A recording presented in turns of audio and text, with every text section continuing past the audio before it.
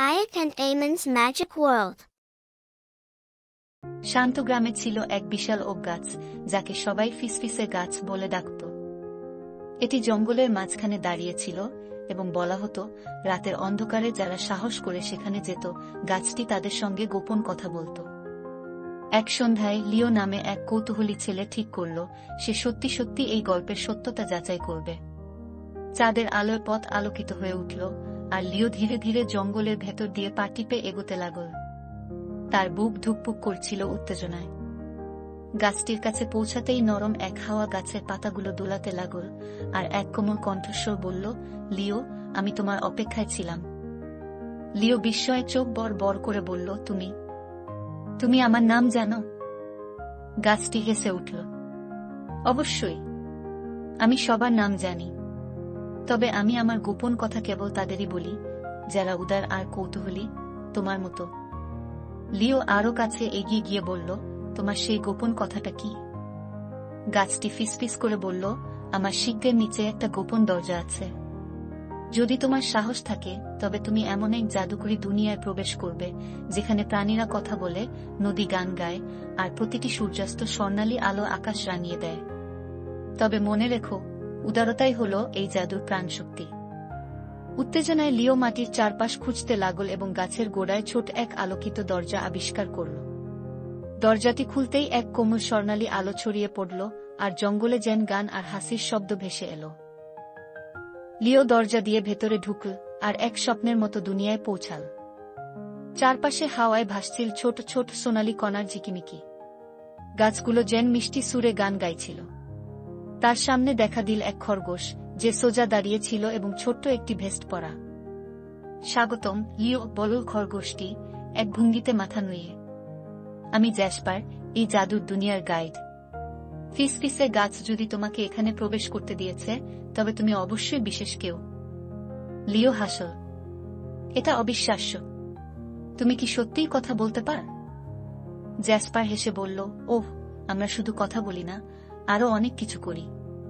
চলো, আমি তোমাকে সব দেখাই। জ্যাসপার লিওকে নিয়ে গেল এক মাঠের মধ্যে, যেখানে প্রতিটি ফুল যেন ছোট্ট ছোট্ট লণ্ঠনের মতো জ্বলছিল। হঠাৎ এক ঝকঝকে কমলা রঙের শিয়াল দেখা দিল। তার হাতে ছিল রূপালী ট্রে, যেখানে কিছু জলজলে ফল সাজানো। আহ, আমাদের অতিথি, শিয়ালটি বলল মাথা নুইয়ে। আমি ফেলিক্স, একটু ফল খাবেন? লিওজ বলস বলে একটি ফল খেয়ে দেখল, আর এক উষ্ণ শক্তি তার শরীরে ভর করল। এটা কি? এত সুন্দর লাগছে। ফেলিক্স বলল, এটা হলো অলৌকিক ফল। এই দুনিয়ার জাদু এটাই টিকিয়ে রাখে। তারা আরো এগোতেই লিও এক সুর শুনতে পেল, আর দেখতে পেল এক নদী যেন তরল আলো দিয়ে গড়িয়ে পড়ছে। নদীটি মিষ্টি সুরে গান গাইছিল। লিও নদীর পাশে বসে পানিতে হাত রাখল, আর তার হাতে এক মিষ্টি শিরশির অনুভূতি ছড়িয়ে পড়ল, যা তাকে হাসিয়ে দিল। চলো, আরো কিছু দেখাই, বলল জ্যাসপার।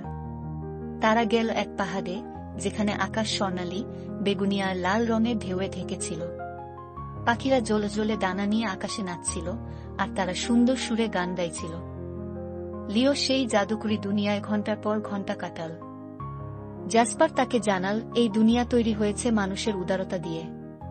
যখন কেউ হাসে, সাহায্য করে, কিংবা ভালোবাসা ভাগাভাগি করে, তখন এই দুনিয়ার জাদু আরো শক্তিশালী হয়। ভোর হওয়ার আগে শিয়াল আর খরগোশ লিওকে দরজার কাছে নিয়ে এল। এখন তোমাকে ফিরতে হবে, বলল জ্যাসপার। কিন্তু মনে রেখো, ফিসফিসে গাছের জাদু টিকিয়ে রাখতে হলে তোমাকে তোমার দুনিয়ায় উদারতা ছড়াতে হবে। আমি কথা দিচ্ছি, বল লিও, তার মনে অপার বিস্ময় নিয়ে।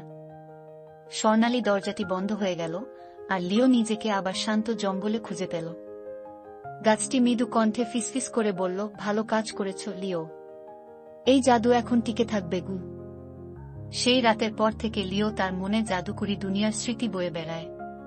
সে বেশি বেশি হাসত, অন্যদের সাহায্য করত, আর তার গ্রামে উদারতার গল্প শোনাত। কিন্তু ফিসফিসে গাছের গোপন কথা, সেটা সে গোপনই রাখল পরবর্তী সাহসী আর কৌতূহলী অভিযাত্রীটি এটি আবিষ্কার করার জন্য। এরকম আরো গল্প পেতে সাবস্ক্রাইব করুন। Thanks for watching. Subscribe my channel.